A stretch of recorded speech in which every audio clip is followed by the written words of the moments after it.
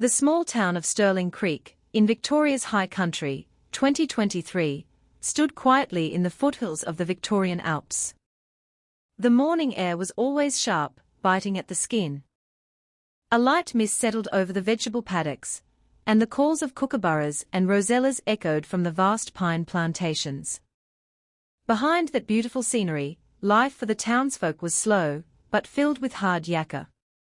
Most of the residents depended on farming potatoes, cabbages, and carrots, which grew well in the mountain soil.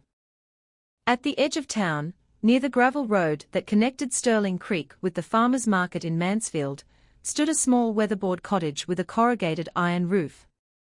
The house was simple, its paint starting to peel, but it was home to a married couple named Mick and Sue. From the outside, the house looked much the same as the neighbors, but every house holds its own story. And so did that little cottage. Sue was a loyal wife. Every day she woke before the magpies, lighting the old wood-fired stove with dry pine kindling, then putting the kettle on to boil. Her hands moved deftly, preparing a simple breakfast. Usually toast with Vegemite, a bit of porridge, or some corned beef hash bought weekly at the market. Meanwhile, the freshly brewed tea put into a thermos would send a warm aroma filling the narrow space of her kitchen. Mick, her husband, was known as a hard worker. Since he was a teenager, he'd been used to helping his parents in the potato paddocks. Now married, he still worked from dawn till dusk in the fields, carrying a hoe on his shoulder and a hessian sack in his hand. His body was stocky, his face weathered, but he was rarely seen smiling. The townsfolk knew him as a quiet bloke. Mick didn't talk much, not even to his own wife. The neighbors considered them a good couple, you never heard a raised voice from their house. Sue always greeted anyone who passed the front of the house with a thin smile. But that smile often felt more like an obligation than genuine happiness. She was good at hiding the anxiety behind her friendly face. In the afternoon, Sue often sat on the wooden veranda, gazing at the quiet town road. She liked to watch the children playing footy or hear the sound of utes rumbling home from the paddocks, but her eyes were often vacant, as if waiting for something that would never come. A few of the local women passing by would usually greet her, and she would always answer with a soft voice. But inside her heart, there was an emptiness she couldn't share with anyone. Sue knew that life in a small town was full of gossip. From the local bakery to the paddocks, from the market to the fields, stories could change hands and shape. That's why she always watched her step, careful not to give people fuel for the local grapevine. For a woman in a town like this, keeping a good name was as important as keeping the kitchen running. But even though she tried her hardest, Sue couldn't lie to herself. There was a loneliness that grew thicker by the day. Every night after Mick returned from the paddocks, Sue served dinner. They sat at the small linoleum-floored table, eating a simple stew or sausages. Mick ate quickly without many words, then collapsed onto the old sofa. Sue wanted to talk, wanted to tell him what she felt, but her lips were always sealed. Her husband's face was cold, as if he were in a different world. To chase away that loneliness, Sue had a secret. She wrote in an old diary, a gift from her late father. She hid the book under her pillow. Every night, when Mick was fast asleep, she would light a small kerosene lamp and write down her heart's contents. About her longing for the early days of their marriage. About her desire to see her husband smile again. About the prayers she offered that their home would remain whole. The book became her faithful friend, listening to all her complaints without ever judging. The days in Stirling Creek followed the same pattern. Mornings with a biting cold, hot afternoons even if the air stayed cool, evenings when the mist descended again, and silent nights accompanied by the sound of crickets from the garden. For some, that routine was calming. But for Sue, a routine without warmth just made her heart feel even emptier. One afternoon, the sun began to dip behind the Alps. Sue sat on the veranda with a cardigan wrapped around her shoulders. The cold air made her hands shiver, but she kept waiting for her husband to return. From a distance, Mick's figure appeared, walking with a heavy step. His shoulders were slumped, his face covered in sweat. Even though the evening air was so cold, Sue got up, prepared some warm water, and then greeted him without many words. As usual, they ate dinner in silence. That night, as the kerosene lamp flickered in the breeze, Sue lay staring at the wooden ceiling. Beside her, Mick slept with his back to her. She desperately wanted to touch his shoulder, to say that she missed the old affection that was once there, but her hand only reached out for a moment before she pulled the blankets back up. There was a gap widening between them. An invisible distance, but it felt suffocating. Sterling Creek looked peaceful from the outside.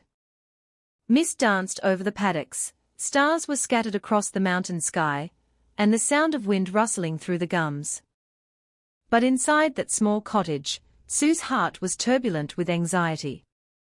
She didn't know that the loneliness she felt was just the beginning of a great storm that would change her entire life.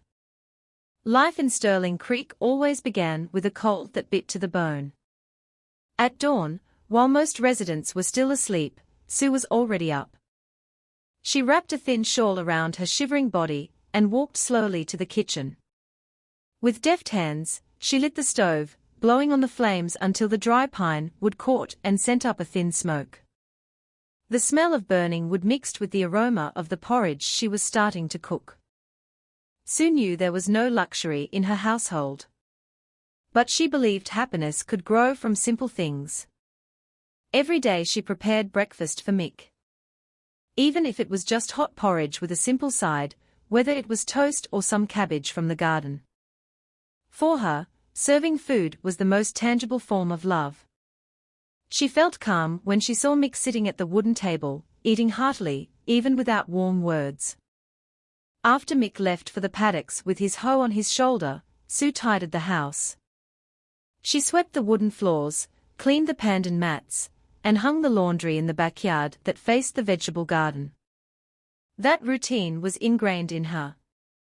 Sometimes she would pause for a moment, looking towards the mountain whose peak was covered in mist, and take a deep breath. The view was always beautiful, but it couldn't chase away the loneliness that was slowly eating away at her heart. In the daytime, Sue used to sell produce from their small garden at a stall in front of the house. A few neighbors would come to buy vegetables, or just stop by for a chat.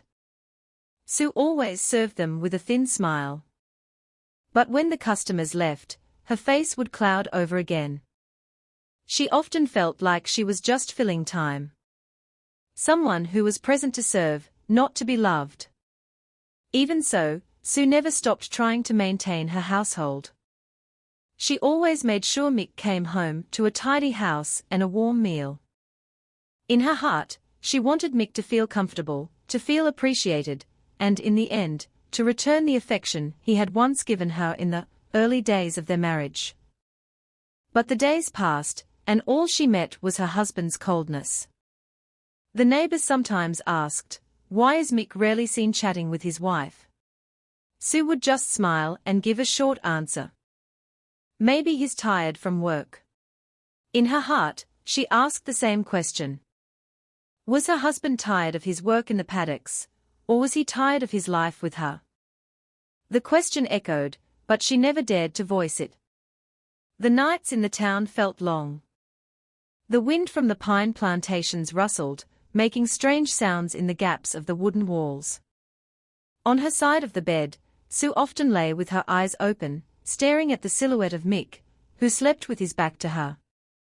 She desperately wanted to touch her husband's shoulder, just to feel close. But every time her hand almost touched him, her heart shrank. Mick's face was so hard, as if there was a wall she couldn't break through. To calm her heart, Sue wrote again in the old diary kept under her pillow. With the small kerosene lamp as her light, she wrote down all her feelings, the longing, the loneliness, the fear of losing the love that had once made her willing to leave her hometown to follow Mick.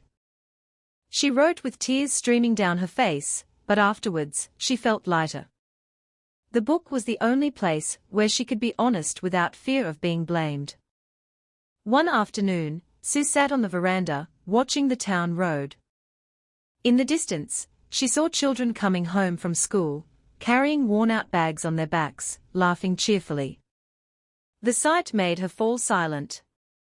She desperately wanted to have a child, but until now, they hadn't been blessed with one. In her heart, she often wondered, maybe that's one reason Mick has become colder. But she never dared to ask him directly. Her close neighbor, Mavis, sometimes stopped by, bringing produce from her garden. The old woman already thought of Sue as her own daughter. Her husband had passed away a few years ago, and she had lost her only child in an accident. Every time she saw Sue, her heart felt soothed. Mavis often gave advice. Be patient, love. A marriage needs a lot of patience. Sue would just nod, smiling. But in her heart, she felt that patience was becoming heavier to bear each day. Sue's life looked ordinary to other people. She woke up early, cooked, tidied the house, sold vegetables, waited for her husband to come home, and then went to sleep at night in silence. But behind that routine, there was a soul slowly rebelling. She wanted to be loved, wanted to be appreciated, wanted to feel like an important part of her husband's life. But all she got was a distance that grew ever wider. At the foot of the Victorian Alps, the cold air bit deeper as night fell. Sue covered her body with a thin blanket, staring at her husband who slept soundly. Her tears fell without a sound. She prayed in her heart that tomorrow would be warmer, that the love that once bloomed could grow again. But deep down, Sue began to feel a bad premonition. She didn't know what, but her heart was restless. As if something was quietly moving. Waiting for the right time to change everything. In Stirling Creek, gossip spread faster than the mountain wind coming down from the alpine peaks. Every morning, the men gathered at the local bakery near the road to Mansfield. They sat on wooden benches, sipping strong black coffee, enjoying hot meat pies, and talking about everything. From the rising price of fertilizer to the household affairs of their neighbors.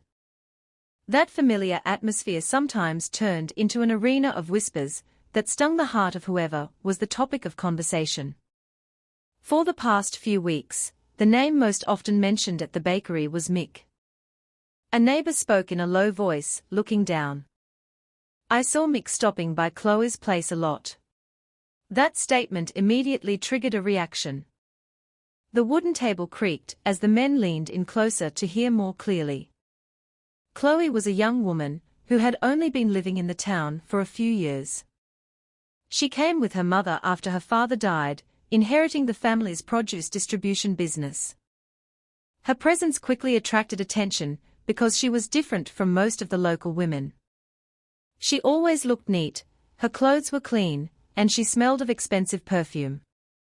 While other locals drove old utes to the market, Chloe arrived in a small white SUV that stood out on the town's gravel roads. Besides her appearance, the way Chloe spoke also left an impression.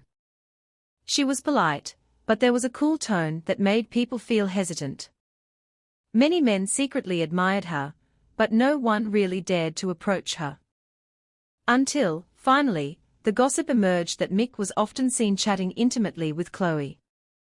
At first, the news was vague. One person told a story, then two others claimed to have seen something similar. Over time, the story became clearer. I saw it myself, said one farmer. Last week when I was coming home from the paddock, Mick stopped in front of Chloe's house. They talked for a long time.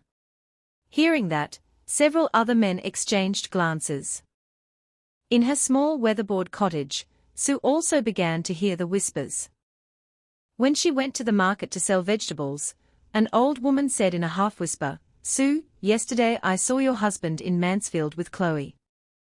Maybe it was just a coincidence, but they looked so close. Sue held her breath, her heart pounding.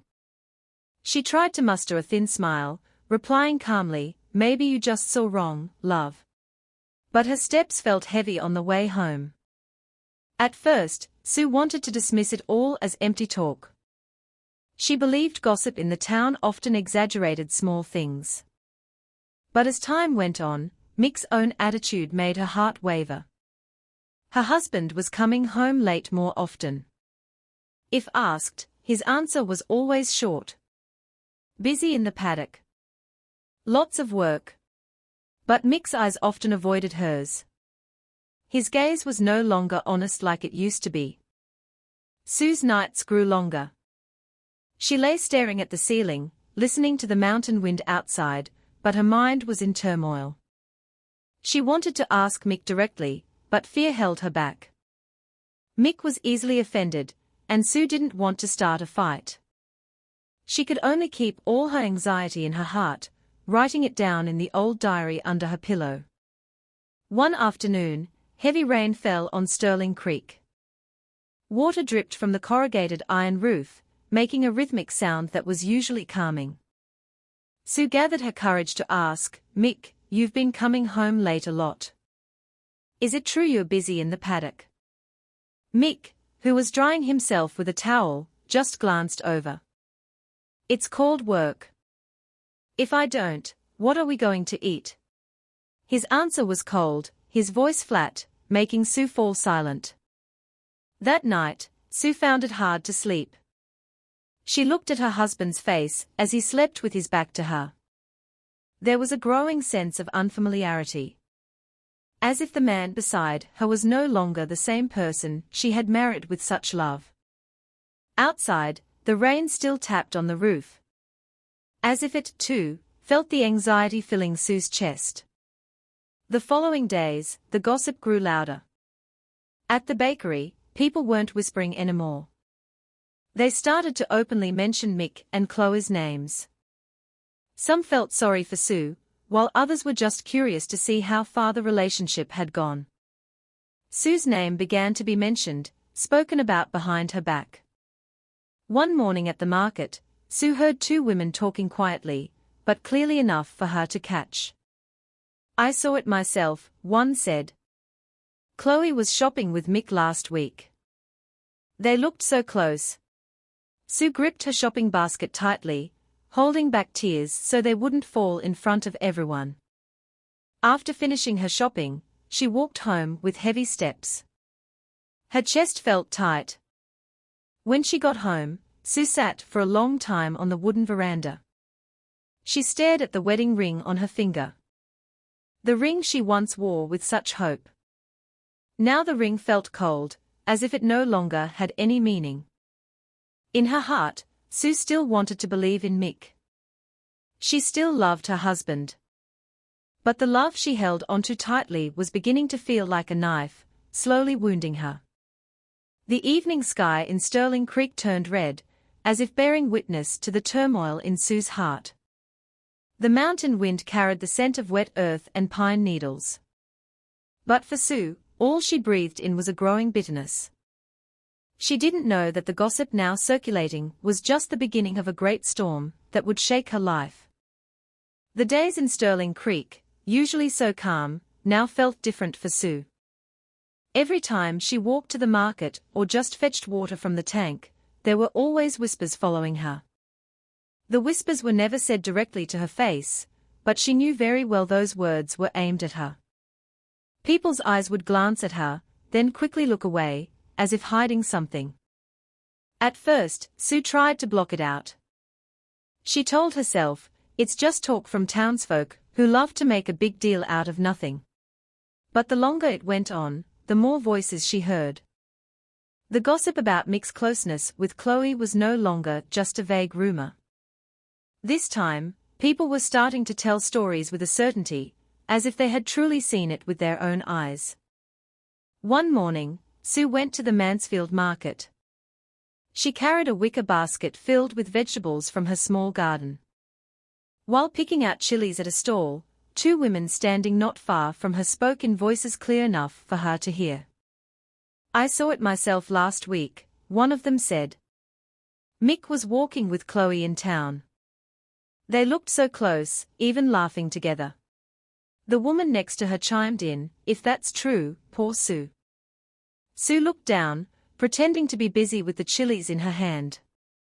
But her heart was pounding, her ears burning.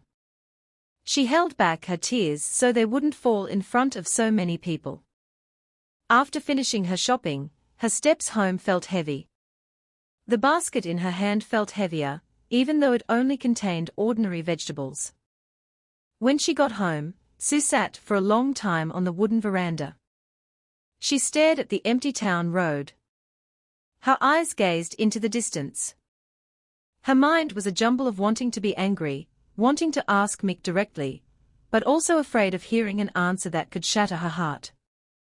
She looked at her own hand, at the wedding ring circling her finger. That ring, once a symbol of a sacred promise, now felt cold, as if it no longer held any meaning. That night, Mick came home later than usual. His work clothes were dirty, his face looked tired, but his eyes were different. He seemed to be hiding something he didn't want to share. Sue gathered her courage to ask in a careful voice, "Mick, you've been coming home late a lot. Is it really a lot of work in the paddock?" Mick just glanced over and answered flatly, "If we don't work hard, what are we going to eat?" The answer pierced Sue's heart. She wanted to believe him, but Mick's gaze seemed to be hiding something else. There was a distance that felt even more real. A distance that couldn't be bridged with just a plate of warm food or a hot cup of tea. That night, Sue found it hard to sleep. The sound of the wind from the pine plantations added to the cold, making her feel even more isolated, even with her husband sleeping beside her. In the following days, the change in Mick's behavior became clearer. He rarely looked Sue in the eye, daydreamed more often, and became more quickly offended when asked questions. Sue felt her husband was starting to live in another world she could no longer enter. She tried to be patient, but her heart grew more restless. At the market, the gossip intensified. People weren't just whispering anymore, they were starting to talk openly. "I saw them shopping together," one woman said to her friend. "They looked intimate, as if they weren't just friends." Those words reached Sue's ears. This time, she could no longer hold back her tears. She looked down. Her tears fell, wetting the shopping basket she carried. Her closest neighbor, Mavis, came by one afternoon with some boiled potatoes. Her face was full of pity seeing Sue sitting lost in thought on the veranda. "Love, I've heard a lot of unpleasant news lately. Don't keep it all to yourself." Sue managed a thin smile, trying to hide the anxiety that was already clear in her eyes. "It's nothing, Mavis. Just talk." But Mavis knew that smile was just a thin veil hiding a wound. Sue's nights became lonelier. She returned to writing in her old diary, writing down all the anxieties she couldn't speak. The words on the paper became a silent witness. How her heart was gripped by fear. She loved Mick, but she was also afraid of losing herself in a love that only left scars. Mount Buller stood majestically in the distance, shrouded in thick mist. Sterling Creek looked peaceful from the outside. Green paddocks glittered in the sunlight, and children still ran happily on the town roads. But inside Sue's heart, a storm was growing. She sensed something bad was coming soon. Something that would shake her life more than just gossip. Heavy rain poured over Sterling Creek that afternoon. Water dripped heavily from the corrugated iron roof of Sue and Mick's house, creating a din that mixed with the cold mountain air. Sue stood in the kitchen, closing the wooden window so the rain wouldn't get in. The wind brought the thick scent of wet earth, making the house feel even gloomier. Usually, Sue liked the rain. The sound was calming, making her heart feel at peace. But this time, the sound of the rain just made her restless. Mick hadn't come home from the paddocks since midday. Sue paced inside the house, preparing warm water and a simple dinner. She hoped that when Mick got home, they could talk calmly, like other couples spending time together on a rainy afternoon. As dusk approached, the front door creaked open. Mick entered with heavy steps. His clothes were soaked, his face tired. Sue immediately handed him a towel. "Quick, dry yourself off, Mick. You must be freezing." Mick just took the towel without looking at his wife. He sat on a wooden chair, rubbing his face roughly. Sue looked at her husband for a moment, then gathered the courage to speak. "Mick, you've been coming home late a lot recently. I get worried waiting. Is it really just because of work in the paddock?" Her voice was soft, as if afraid of offending him.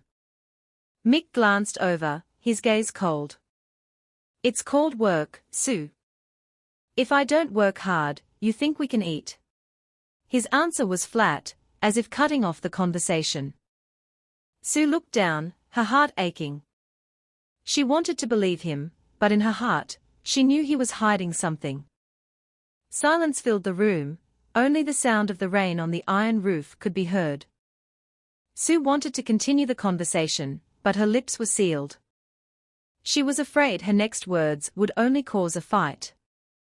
But the silence was also torture. Finally, she forced herself again. "Mick, I've heard a lot of talk in town. People are saying you're often seen with Chloe. Is that true?" Mick stopped moving his hands. He stared at Sue with a sharp look that made her shudder. "Don't listen to people's talk. They are just jealous." His voice was firm, but his tone was cold, full of restrained anger. Sue was stunned. She wanted to reply, to say that the gossip sounded too real to ignore. But she was afraid that speaking up would only make things worse. That night, they ate without words. Sue served a clear soup and fried fish at the table, but Mick ate quickly and then went to the bedroom without much talk. Sue sat alone, staring at the leftover food on her plate. Her tears fell, mixing with the steam still rising from the rice.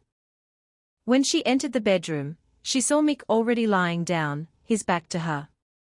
Sue lay down too, but her eyes stayed open, staring into the dark. She felt more and more like a stranger to the man beside her. Mick used to be her rock, the person she felt safe with.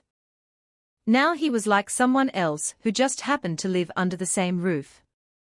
Sue remembered the beginning of their marriage.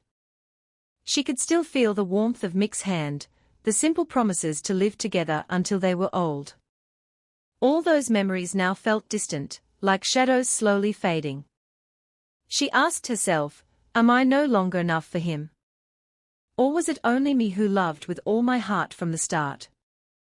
The sound of the rain on the iron roof sounded like a relentless tapping, making the night even longer. Sue covered her face with the blanket, stifling her sobs so they wouldn't be heard. She knew their relationship was on the edge of a cliff. She wanted to fight for her marriage, but she didn't know where to start. Outside, the town went on with its rhythm. The paddocks received the abundant rainwater. The vegetable gardens would grow more lush, and the children still laughed cheerfully, even while running in the rain. But for Sue, the rain that night became a witness. She truly felt she had lost her husband, even though Mick was still right beside her. The next day, the air in town felt colder than usual. Sue went to the market as usual, carrying a basket of vegetables from her small garden. But her steps felt heavy. Mick's words from last night kept ringing in her ears, cold and loveless. At the market, she again heard the whispers. This time, clearer, more piercing. I saw it myself, a young woman said to her friend. Last week, Mick and Chloe were shopping together. They looked so close. Sue pretended not to hear, but her eyes welled up with tears again. She quickly finished her shopping and went home. When she arrived, she sat on the veranda, staring at the empty town road. Her heart was full of wounds. But behind it all, there was still a love that endured. A love that made her keep hoping. Even as the pain grew deeper, Sue didn't know. A bigger storm was waiting. A storm that would test her resolve more than anything. That night, after the rain stopped, Mick sat on a wooden chair behind the house. He held a cigarette in his hand. His eyes stared blankly into the dark. Thin smoke curled into the cold Sterling Creek air. In front of him was a cup of coffee, now half empty. Left to go cold, untouched.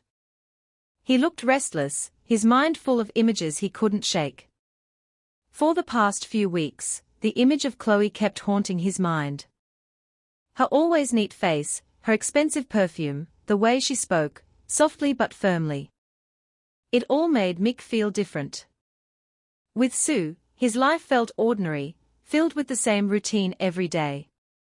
But with Chloe, he felt like an important man, someone who was noticed.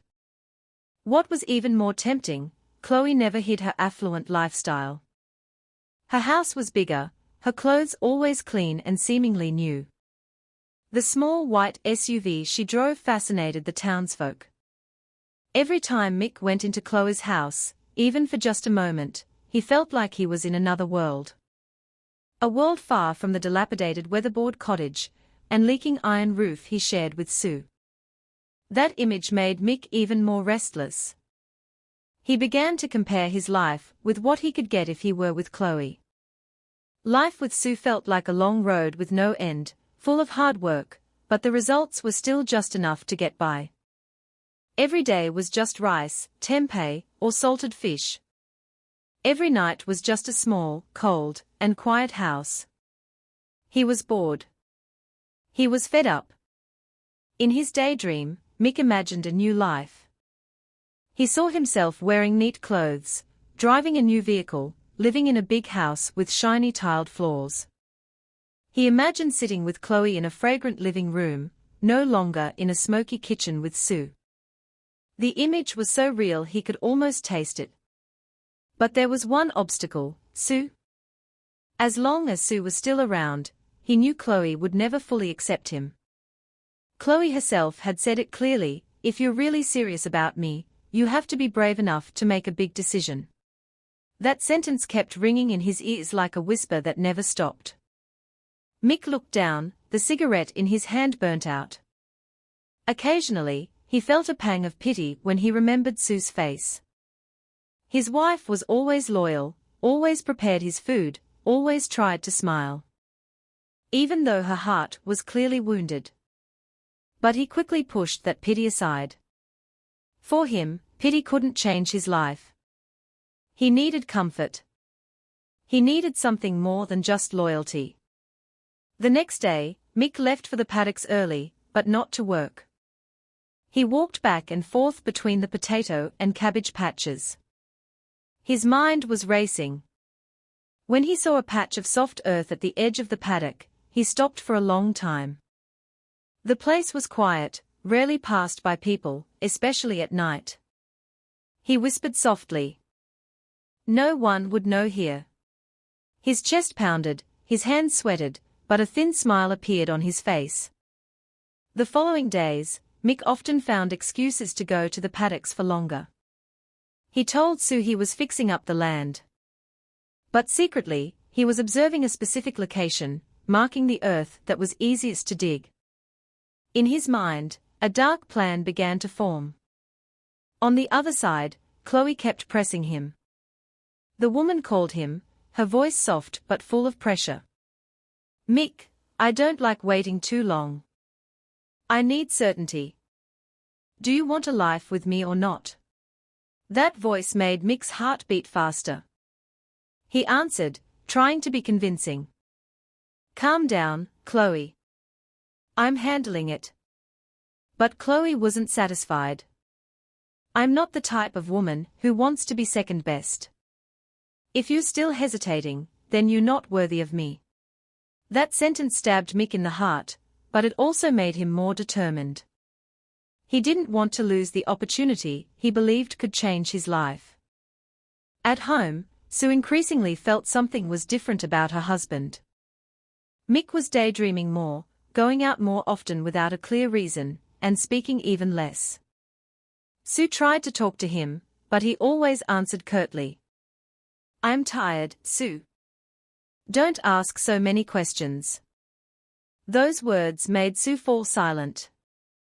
She wanted to hug her husband, to say that she still loved him, but Mick's body seemed to reject any closeness. Sue's nights were filled with more tears. She wrote in her diary, her hand trembling, ink staining the page. She wrote, "Am I no longer enough for him?" She didn't know that at the same time, Mick was sitting in the paddock, staring at the soft earth, thinking about how to erase his past. The Victorian Alps stood firmly in the distance, shrouded in thin mist. Stirling Creek looked peaceful from the outside, but inside Mick's heart, the darkness was thickening. Ambition and the desire for a luxurious life had blinded him to the loyalty of a faithful wife waiting at home. He no longer thought about love. All that remained was the desire to be free and to have a new life with Chloe. Dusk in Stirling Creek was a reddish-orange, the dim sunlight penetrating the gaps between the pine trees on the slopes of the Alps. The cold wind carried the sound of crickets just starting their chorus. For the townsfolk, this was a peaceful time as they returned from the paddocks and gathered with their families. But for Mick, that dusk brought no peace, only a gnawing anxiety. He sat on a wooden bench near the back garden of the house. A cigarette was stuck between his fingers. His mind never left Chloe. The woman was contacting him more often now, no longer with a sweet tone, but full of demands. A few days earlier, they had met secretly at a simple cafe on the outskirts of Mansfield. The place was empty, lit only by a dim kerosene lamp. Chloe stared at Mick intently, her voice firm but cold. "If you're really serious about me, you have to be brave enough to make a big decision." Mick had only looked down at the time. He didn't answer right away, but those words kept ringing in his ears for the following nights. Like a devil's whisper that relentlessly forced its way in. He knew what Chloe meant. Sue had to disappear from his life. At home, Sue was still faithfully carrying out her duties as a wife. She still prepared breakfast, still heated water for his bath, still waited for her husband's return, even though her heart was restless. But all of this just made Mick even more agitated. He felt guilty. But at the same time, he also felt trapped. The more he saw Sue's loyalty, the stronger Chloe's whisper became, demanding he choose. That night, Mick sat for a long time behind the house. The coffee on his table was cold, half a pack of cigarettes was gone, but his mind was still full of images. He remembered Sue's gentle gaze, her soft hands that always prepared his food. But he also remembered Chloe's expensive perfume, her shiny white SUV, and the promise of a much easier life. That image made his chest heave. He gripped his head with both hands, trying to banish the pity that occasionally surfaced. Pity won't make me rich, he thought. I have to be brave enough to choose. The next day, Chloe contacted him again by phone. Her voice sounded soft at first, but then turned cold. Mick, I've waited too long. I don't want to be a secret forever. If you don't dare to take a step, then I've put my hopes in the wrong man. Mick fell silent, gripping the phone with a trembling hand. Don't be like that, Chloe. I'm just looking for the right time. I want everything to be finished. Quietly. But Chloe didn't soften. Quietly, said Chloe, her voice cynical. My life isn't for waiting. I can choose another man, who is much braver than you. That sentence stung Mick. After the call ended, he sat for a long time on the edge of the bed. His face was grim. Sue, seeing him, tried to approach. Mick, what's wrong? You look upset. But Mick just shook his head briefly. I'm tired, Sue. Don't ask so many questions. The answer made Sue's heart ache even more.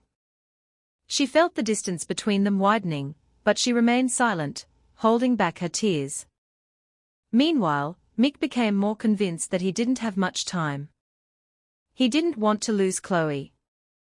He felt that only with her could his life change. But to achieve that, he had to get rid of Sue. That thought grew stronger and stronger until it became an obsession he couldn't stop. In the paddock, while working, the image returned. He looked at the soft earth at the edge of the garden, imagining digging a large hole, then covering it back up, as if nothing had happened. His heart pounded, cold sweat ran down his temples. But along with that fear, there was also a strange sensation that made him feel relieved. The following nights, he often went out secretly to the paddock, pretending to check the land. In reality, he was marking certain spots. He measured with his steps, checked the soil texture, and imagined the dark steps he might have to take. On the other side, Chloe never stopped pressing. In every brief meeting, she always looked at Mick coldly. "I don't want to live a life that's halfway. If you're brave, prove it. If not, we'd better end this now."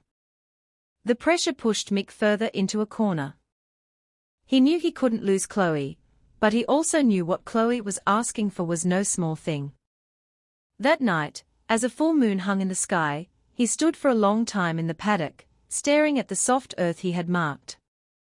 It was there that his mind went completely dark. He no longer hesitated. In his heart, he whispered faintly, "Sue, this is where it all ends." The nights in Sterling Creek felt colder and colder. The mist descended earlier than usual. The path between the potato and cabbage paddocks was lit only by the pale moonlight. That's where Mick was often seen walking alone. To Sue, he always made excuses about checking the land or looking for firewood. But in truth, he was busy preparing something far more sinister. In a corner of the paddock that people rarely passed, Mick had already marked a patch of soft ground. The location was somewhat hidden near a clump of tall pine trees. That night, he brought a spade. His hand trembled as he gripped the wooden handle. But his mind was filled with determination. He began to swing the spade. The earth split open slowly, making a heavy sound that mixed with the chirping of crickets. Every time the spade hit the ground, his chest pounded. There was fear, but also a strange satisfaction. Cold sweat poured down his forehead, even though the night air was so biting. After some time, a hole began to form. Not too deep yet, but enough to make a human body disappear inside. Mick stopped for a moment, staring at his work, breathing heavily. He whispered faintly, "This is where it all ends." Meanwhile, at home, Sue felt her husband pulling further away. Mick was going out more and more at night, speaking less and less. Even when they sat at the same table to eat. Sue tried to ask, "Mick, where have you been going so late at night?" But Mick's answer was always the same, just short and cold. "I'm going to the paddock. There's a lot to sort out." Sue could only look down, holding back the pain in her heart. She knew something was wrong, but she didn't have the courage to ask further. Every night, she just prayed in her heart, "Whatever is happening, I hope it doesn't bring disaster to our home." The following days, Mick became more adept at covering his tracks. During the day, he went to the paddocks as usual. But at night, he continued to dig the hole, little by little. He tidied the earth around it so it wouldn't look suspicious. Occasionally, he would fill back part of the excavation, then dig again the next night. Everything was done with full calculation. His mind grew darker. Every time he saw Sue sitting on the veranda with her weary face, still trying to smile, his heart momentarily ached. But the image of Chloe with all her luxury quickly erased that feeling. He told himself, "If I stay with Sue, I'll stay poor. If I'm with Chloe, everything will change." The pressure from Chloe also never stopped. In a brief meeting in a small town near Mansfield, Chloe again emphasized, "I don't want to wait any longer, Mick. You have to choose. You're with me, or you leave me now." Her gaze was cold, as if there was no room for doubt. Mick returned from that meeting with a grim face. He walked with his head down through the town streets, as if carrying a burden that was too heavy. Sue, who was waiting for him at home, tried to greet him warmly. "Have you eaten, Mick?" But Mick just nodded without speaking and went into the bedroom. Sue stood frozen in the kitchen, staring at the plate of food she had prepared. Her tears fell again, unstoppable. That night, Mick returned to the paddock. The hole he was digging was deeper. He tried to imagine when it was all over, when Sue was no longer by his side, and he was free with Chloe. But in that image, he also heard Sue's faint voice calling his name with such sadness. The voice made his hand pause for a moment, but again, he brushed it aside. Ambition was stronger than pity. In the town, the gossip grew louder. People began to wonder why Mick was often out at night. Some people had seen him walking towards the paddock during the full moon. They whispered at the bakery, "What's he doing out there at night?" But no one dared to confront him directly. Meanwhile, Sue was increasingly trapped in her anxiety. She knew Mick was hiding a big secret, but she was too afraid to find out. She could only wait, hoping her husband would return to how he used to be. She didn't know that the hole in the paddock was now almost ready to be the witness to Mick's dark plan. Mount Buller stood majestically in the silence, as if watching all the secrets being buried at the foot of its slopes. Stirling Creek looked ordinary. The paddocks remained green, the children still ran cheerfully. But behind all that calm, a tragedy was slowly being prepared. A tragedy that would change Sue's life forever. Mornings in Stirling Creek always began with the sound of kookaburras and a thin mist descending from the slopes of the Alps. For the townsfolk, it was a sign of a new day full of hope. But for Sue, these recent mornings had become the hardest time. She often woke up earlier than usual, sitting on the edge of the bed with a weary face. Her heart was not at peace. Something was bothering her mind, something she couldn't explain with words. Sue tried to shake off the bad feeling by sticking to her routine. She lit the stove, boiled water, and prepared a simple breakfast. But every time she glanced towards the door, she felt something was different. Mick often left before dawn, reasoning that he had to get to the paddock early. Sue could only nod. Although in her heart she wondered, why does it always have to be at night or in the early morning? One night, Sue woke up to the sound of the door creaking. She saw Mick stepping out, carrying a spade. Her heart trembled. She wanted to ask, but her lips were sealed. She could only watch her husband's back as he slowly disappeared into the darkness. That night, Sue couldn't sleep again. She sat on the veranda with a thin blanket, staring into the pitch-black town night. The sound of crickets and the mountain wind made the atmosphere even more chilling. The next day, she tried to talk to him. "Mick, you've been going out a lot at night recently. What are you actually doing?" Her voice was soft, very cautious. Mick looked at her for a moment, then answered curtly, "I'm just checking the land." "Don't overthink it." His sharp gaze made Sue flinch. She nodded slowly, even though her heart was increasingly convinced something was wrong. From that day on, Sue's anxiety grew. She began to pay attention to her husband's movements. Mick was often lost in thought, his gaze vacant. Sometimes he would mutter to himself, his voice barely audible. Sue tried to listen, but only caught fragments of words that made her even more afraid. Words like new life, free, and Chloe. That name pierced Sue's ears, making her heart feel like it was being squeezed. On the other hand, Mick felt even more certain about his plan. The hole in the paddock was deep enough. Every time he stood at its edge, he felt an adrenaline rush that solidified his choice. He knew Sue would be an obstacle if he wanted to be with Chloe. And Chloe herself was no longer willing to wait. In one of their secret meetings in the small town, Chloe again looked at him with that cold stare. "Mick, I don't care how. All I know is, I don't want to live with the shadow of your wife. If you really love me, you have to prove it." Those words made Mick grit his teeth. He didn't want to lose Chloe. He didn't want to go back to the simple life with Sue. The following nights, Mick went to the paddock even more often. Sue, noticing this, could only sit lost in thought at home. Her bad premonition grew stronger. She felt as if a great danger was approaching. Even the sound of the wind rustling through the pine trees sounded like a whisper warning her. One afternoon, Sue went to her closest neighbor's house, Mavis's.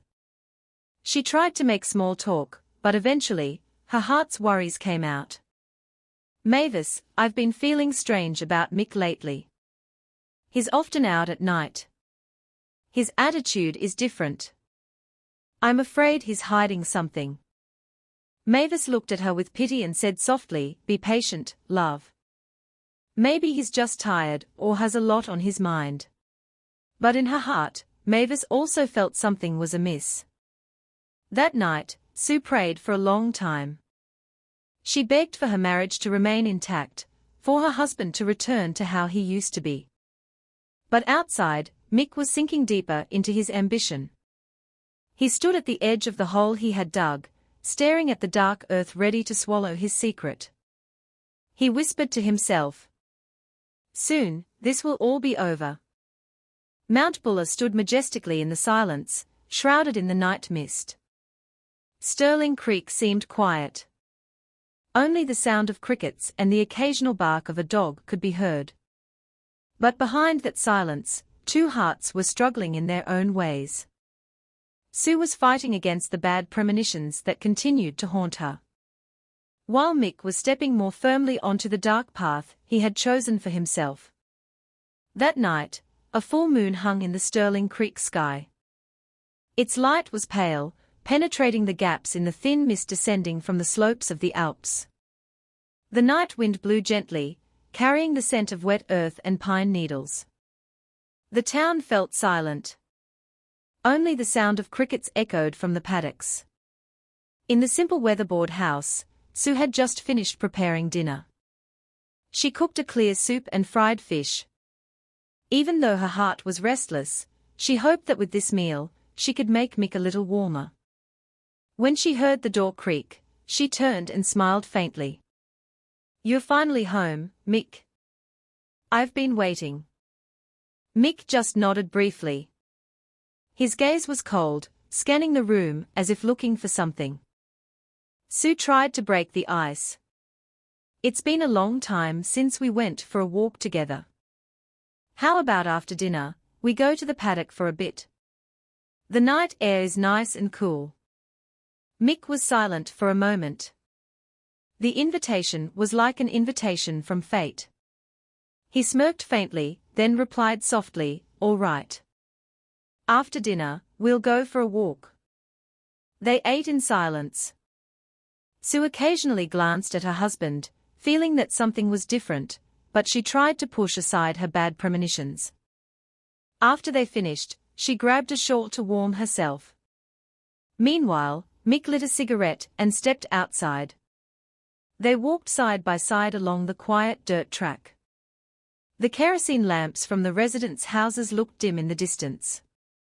Only the pale moonlight guided their steps. Sue took a deep breath, trying to enjoy the rare moment of togetherness. "I am glad you wanted to walk with me tonight, Mick. It feels like the old days," she said softly. But Mick didn't answer. His gaze was fixed straight ahead, towards the pine plantation that was getting darker. In his mind, he was counting every step, getting closer to the hole he had dug several nights ago. When they arrived at the paddock, the sound of crickets was louder. The night wind bit at their skin. Sue pulled her shawl tighter, smiling faintly. It's so cool tonight. She didn't know that she was standing at the edge of the deadly hole that her own husband had prepared.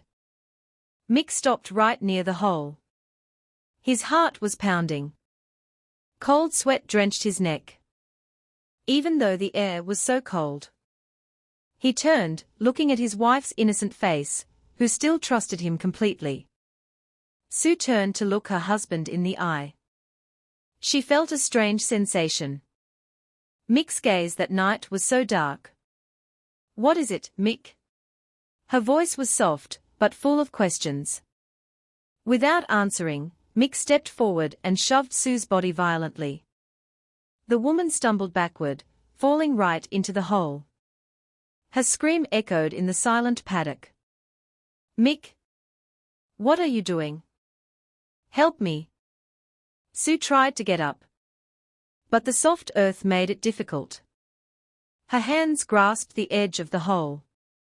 Her eyes stared at her husband with confusion and terror. Mick, what is this? You're joking, right? Pull me up.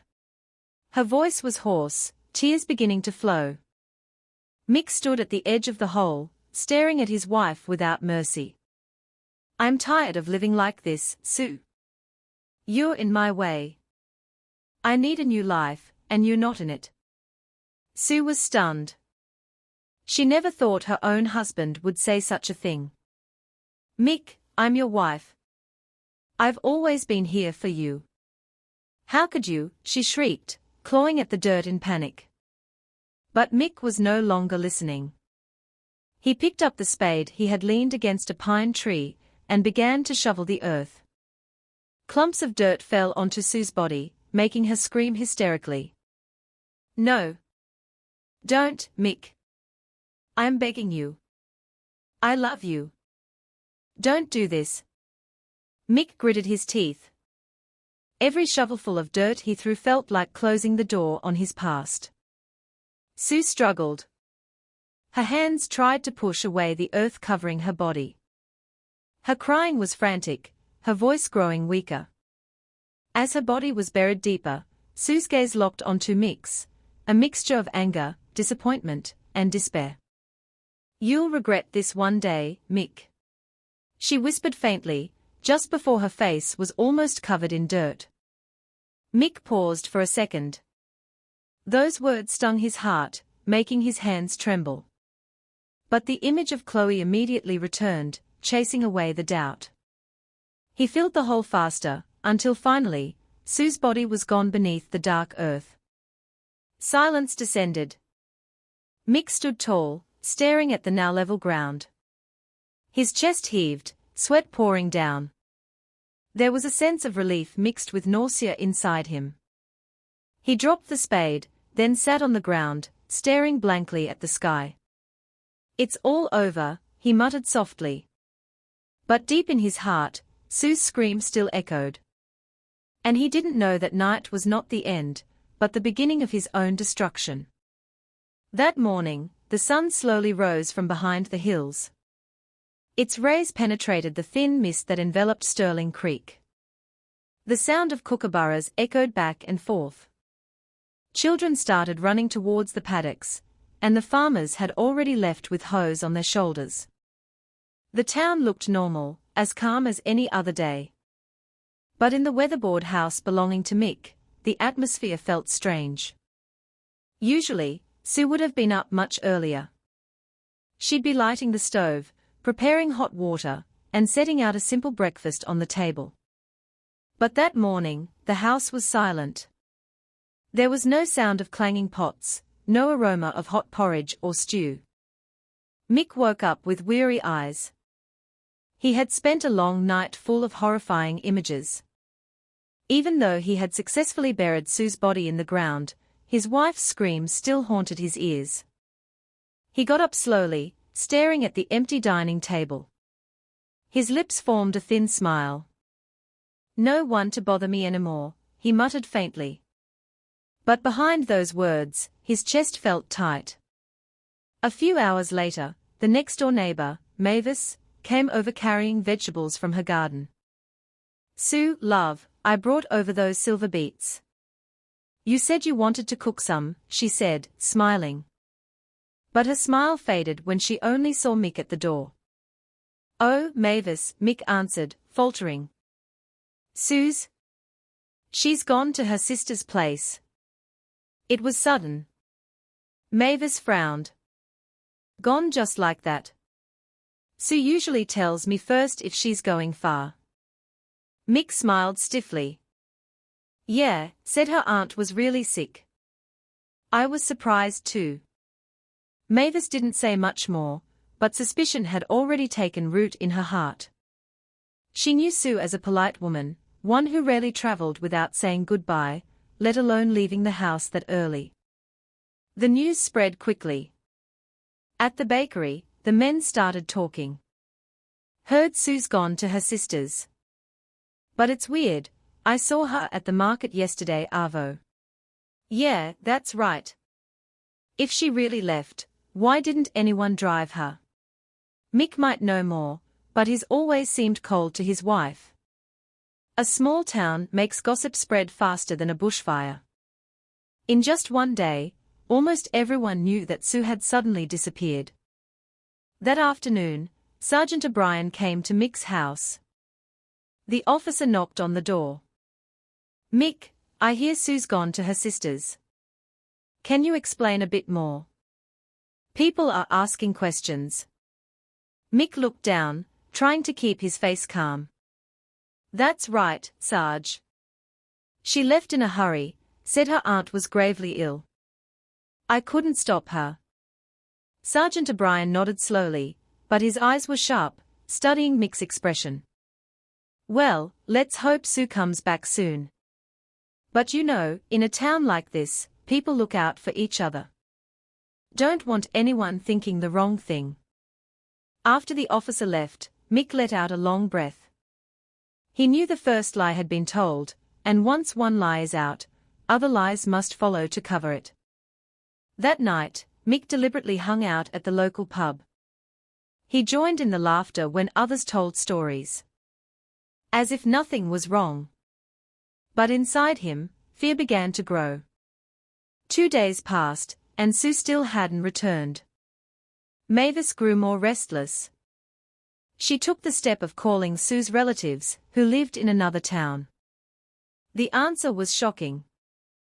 No one knew anything about Sue, and there was no aunt who was sick like Mick had said. That news made the townsfolk even more agitated. Whispers turned into veiled accusations. "If she's not at her sister's, then where is Sue? Don't you reckon something's happened? And Mick's hiding it." Mick started to feel cornered. He knew the lie about the sick aunt wouldn't last long. So he made up a new story. He said Sue was angry and had left home without a word. But instead of quelling the gossip, that story just made things worse. People knew Sue wasn't the type of woman to just leave home, especially without taking any clothes or valuables. On the third day, the atmosphere in town grew hotter. People started openly discussing Sue's disappearance. Mick, walking past, pretended not to care, but his ears were burning. Every look from people felt like a needle. He became more agitated. His steps felt heavier every time he left the house. That night, he sat alone on the wooden chair. His trembling hand held a cigarette. He felt the entire town was starting to look at him with suspicion. But he kept telling himself, "I have to be strong. No one can know." But he didn't know that the truth can't stay buried forever. Sue's faint voice, her wounded gaze, and the growing premonition of the townsfolk would slowly bring that secret to the surface. On the third day since Sue disappeared, the gossip in Sterling Creek grew louder. At the market, the women discussed it in half-whispers. As if afraid of being heard, but intentionally letting it spread. At the bakery, the men drank hot coffee while shaking their heads. "No way, Sue just left. Her boots are still on the veranda, her clothes are still hanging in the wardrobe. If she really ran off, she would have taken something. This news finally reached the ears of the authorities. That morning, a police patrol car stopped in front of Mick's weatherboard cottage. An officer named Sergeant O'Brien got out with two of his colleagues. They were greeted by the curious stares of the residents, who had been gathering at the end of the street. Sergeant O'Brien knocked on the door. Mick came out with a pale face, but tried to manage a thin smile. "What's going on, Sarge?" "We've received a report from residents about your wife's disappearance. Sue hasn't been seen for 3 days. Can you explain more clearly?" O'Brien's voice was firm. His eyes scrutinized Mick's every move. Mick swallowed. "My wife just left, sir. Maybe she needed some time alone. We had a bit of an argument." He tried to stay calm, but his trembling hands couldn't be hidden. Sergeant O'Brien jotted something in his notebook. "We are going to conduct an investigation. We need your cooperation. If you hear anything, report it immediately." After the police left, the onlookers became even more convinced something was wrong. Mavis whispered to the neighbor beside her. "You saw it yourself, didn't you?" Mick's answer wasn't convincing. He's always been cold to Sue. "I'm scared something's happened." On the 4th day, the gossip grew hotter. Some people claimed they heard the sound of faint crying from the direction of the pine plantation a few nights ago. Others said they saw the shadow of a long-haired woman walking at the edge of the forest. Some believed it was Sue's ghost, restless. Others were convinced it was a sign Sue was still alive. Mick himself felt increasingly cornered. Every time he stepped out of the house, the glares of the townsfolk stabbed him like knives. He pretended to be busy in the paddock, but his mind wasn't at ease. At night, he struggled to sleep. Sue's face always appeared in his mind. His wife's screams seemed to still echo in his ears. On the 5th day, the police returned.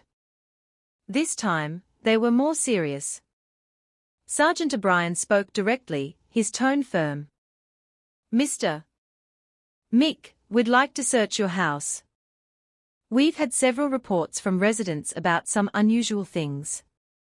Mick was startled. But he had no choice but to nod. The police entered, checking every corner. They opened wardrobes, looked in the kitchen, even inspected the cracked floor. Mavis, who accompanied them, couldn't hold back her comment. "Look at that, officer. All of Sue's clothes are still here. If she really left, surely she'd take something." Sergeant O'Brien noted it down quickly, his eyes then stopping on the dressing table. There was a comb still tangled with long hair. There was a worn-out shawl that Sue usually wore to the market. All of it strengthened the suspicion that Sue had not left voluntarily. Sergeant O'Brien turned to face Mick. "When was the last time you saw your wife?" Mick swallowed. "The night before she left. We had a small argument. In the morning, she was gone. And you didn't report it to the authorities." "I thought she needed time, sir. She often gets emotional." O'Brien just nodded slightly, though it was clear he didn't fully believe him. After the search was over, the police asked for permission to check the backyard. At that, Mick's face turned pale. But he still tried to smile. "Go ahead, sir. Nothing to see out there." They walked to the pine plantation that stretched out. A resident who had tagged along suddenly whispered, pointing. "Sarge, look at that patch of earth. It looks like it's been freshly dug." All eyes turned. Sure enough, there was a mound of brown earth, a different color from its surroundings. Marks from a spade were faintly visible. Mick tried a small laugh. "Oh, that. I was planting some spuds yesterday." Sergeant O'Brien crouched down, touching the surface of the soil. He took a deep breath, then stood up. "We'll investigate this further. For now, don't go far, Mr. Mick. We might be calling you into the station." Mick nodded, though his chest was pounding.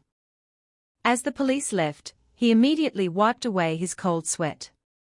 That night, he couldn't sleep. The image of the mound of earth haunted his thoughts. What if the police actually dug? What if Sue's body was found? Outside the house, the night wind blew gently through the pine trees. The rustling of the leaves sounded eerie. Mick felt as if the earth in the paddock was breathing. He covered his face with both hands. "No, Sue's dead. I buried her myself," he muttered, trying to convince himself. But the more he tried to forget, the stronger the fear haunted him. He didn't know that the secret he had buried would never truly stay buried. Heavy rain poured that night. Water hammered the corrugated iron roof of an old hut at the edge of the pine plantation, creating a racket that added to the chilling atmosphere.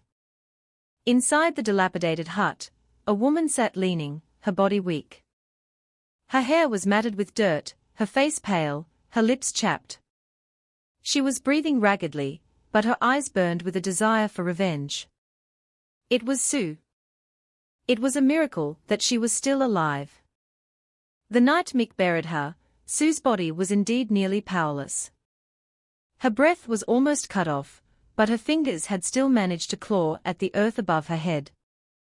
In the darkness, she felt a thin stream of air from a loose gap. With her remaining strength, she crawled slowly. Her body was wounded, covered in wet earth. Until finally, in the dead of night, she managed to get out of the hole. Sue collapsed on the ground. Her whole body trembled, but her heart refused to give up. She knew Mick thought she was dead, that was her only advantage.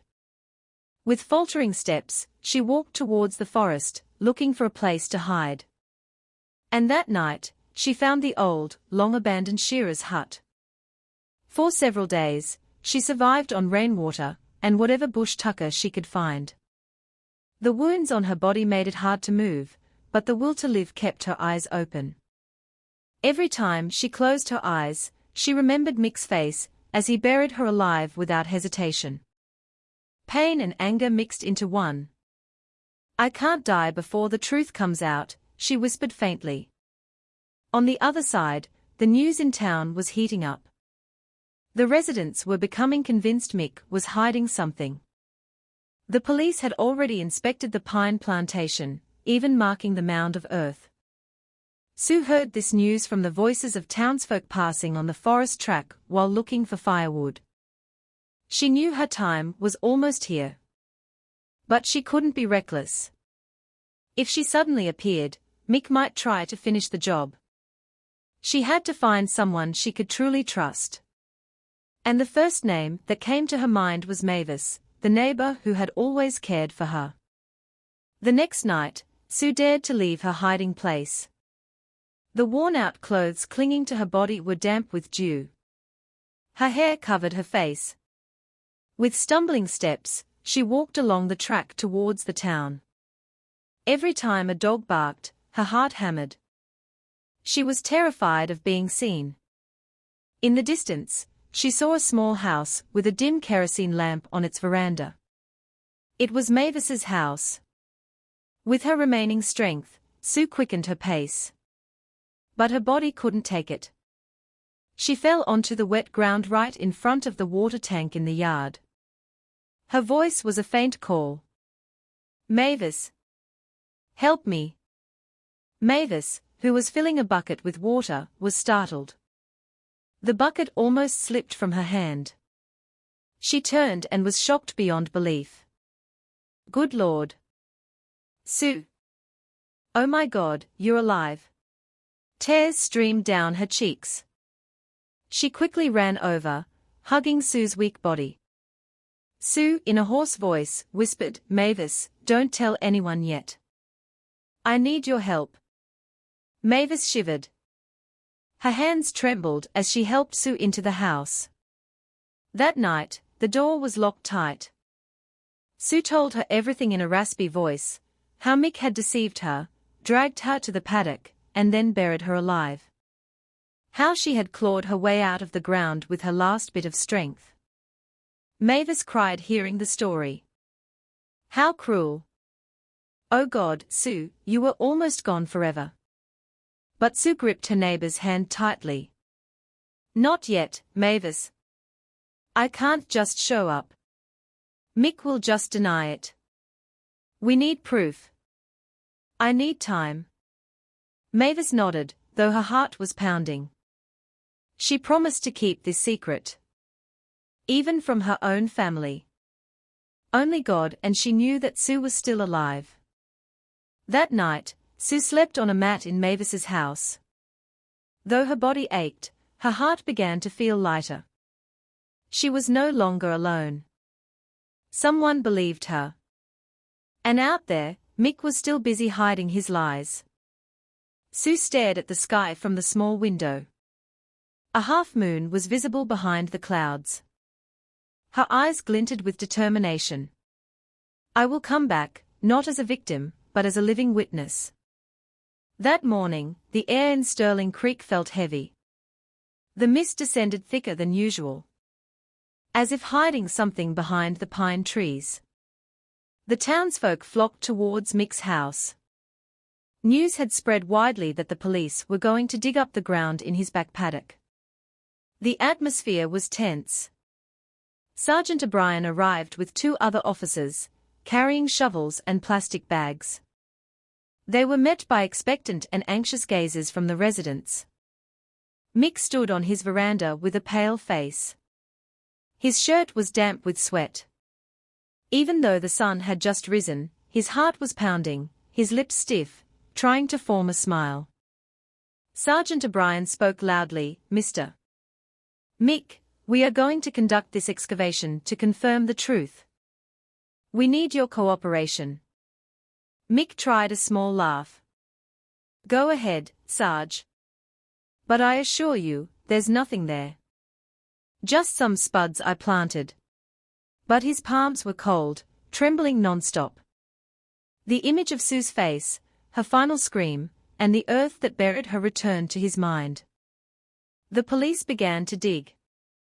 The first shovel broke the soft earth. The second. The third. The sound of falling dirt was clear. The residents held their breath. All eyes were fixed on that mound. Mick stood not far away, his eyes darting.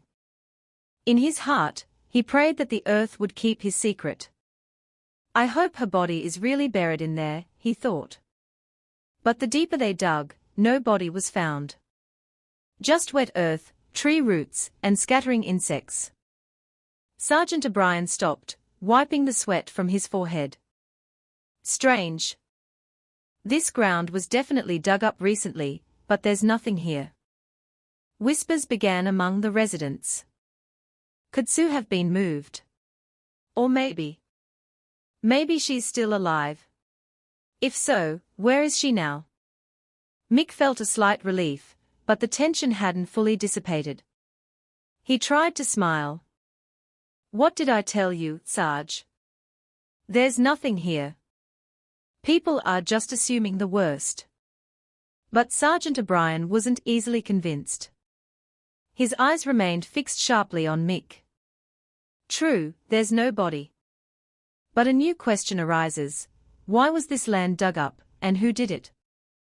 Mick was speechless. No words came out of his mouth. Meanwhile, far from the crowd, Sue was hiding in Mavis's house.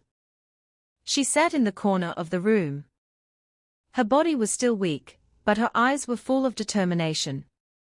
Mavis, if they don't find anything, Mick will go free. I can't let that happen. Mavis gripped her hand tightly. Calm down, love.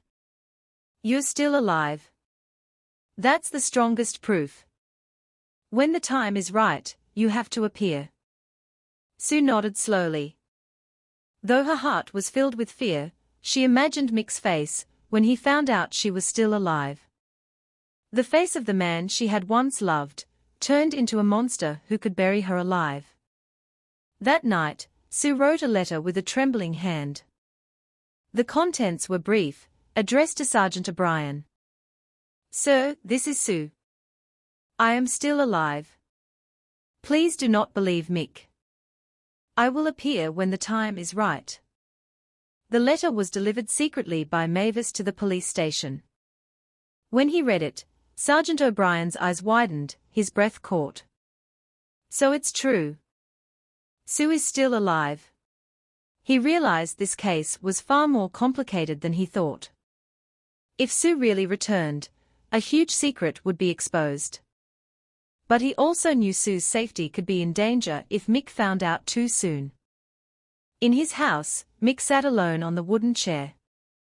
His face was pale, his eyes weary.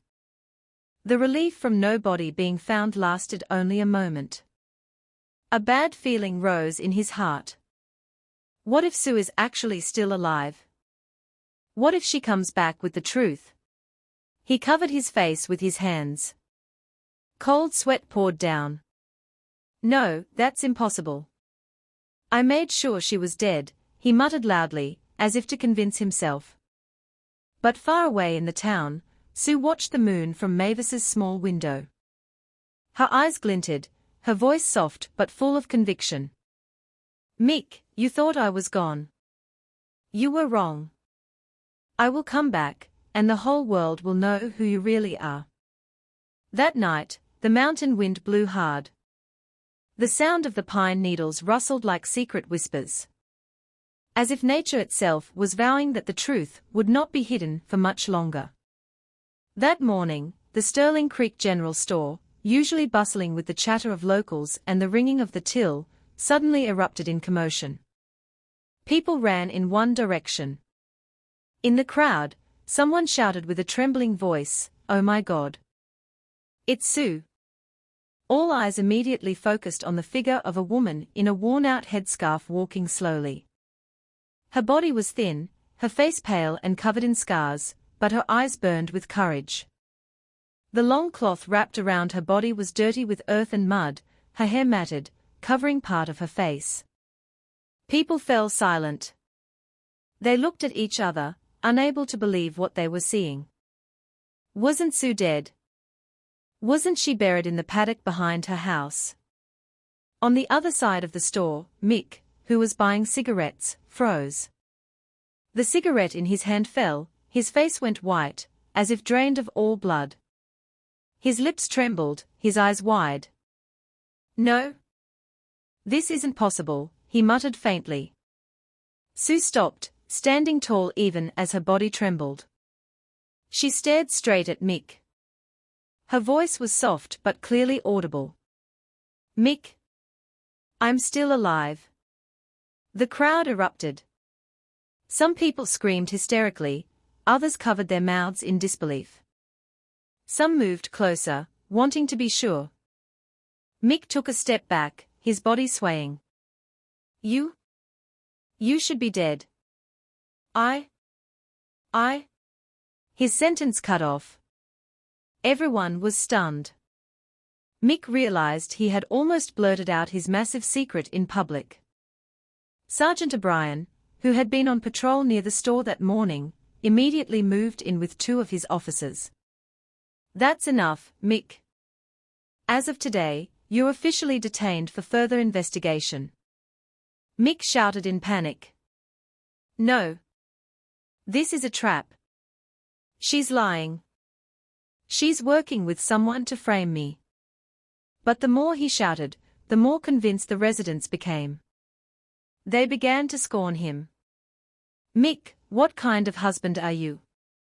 Cruel to your own wife. You don't deserve to live in this town." Sue looked at the faces of the residents one by one, then spoke loudly, though her voice trembled. "I didn't leave. I didn't run away. It was Mick who dragged me to the back paddock, and then buried me alive. If it weren't for the grace of God, I would be dead." The store went silent. The residents stared at Sue with faces of horror and pity. Sue raised her hands, showing the scratches and dirt under her nails and on her skin.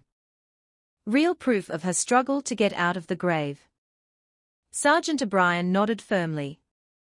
This testimony is strong enough. From today, Sue is under police protection. Mick became more hysterical. He looked left and right as if searching for an ally. But no one defended him. Even the faces that used to greet him now just looked at him with disgust. Mick was finally led into the police car. His eyes were red with anger. He stared at Sue from a distance. "You'll regret this, Sue. You think you've won?" "No. I wasn't alone in this." That statement stunned everyone. Sergeant O'Brien stared at him sharply. "What do you mean? Who was with you?" But Mick fell silent. He realized he had almost revealed Chloe's name. In the middle of the crowd, Sue let out a long breath. A weight was slightly lifted. Though she knew the journey to justice was still long. A few weeks later, the first trial was held at the Mansfield courthouse. The building was packed with townsfolk, journalists, and even women's rights activists who wanted to witness this horrific case. Mick's name was on everyone's lips. His case was considered the darkest tragedy in the town's history. In the courtroom, the atmosphere was tense. Mick sat in the dock, his face haggard, hair unkempt, eyes red. Sue sat in the witness box, accompanied by Mavis, who faithfully supported her. The magistrate opened the trial with a loud voice. Today's case is the attempted murder allegedly committed by the defendant, Mick, against his own wife, Sue. The primary witness, Sue, is called to the stand. Sue walked forward, her body trembling. Her hands were cold, but her eyes were full of conviction. She took a deep breath and then told them everything. How that night Mick dragged her to the paddock. How he pushed her into the hole. How the dirt covered her body.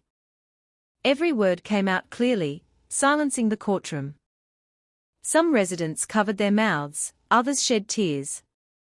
Even the magistrate had to bang his gavel several times to quiet the room.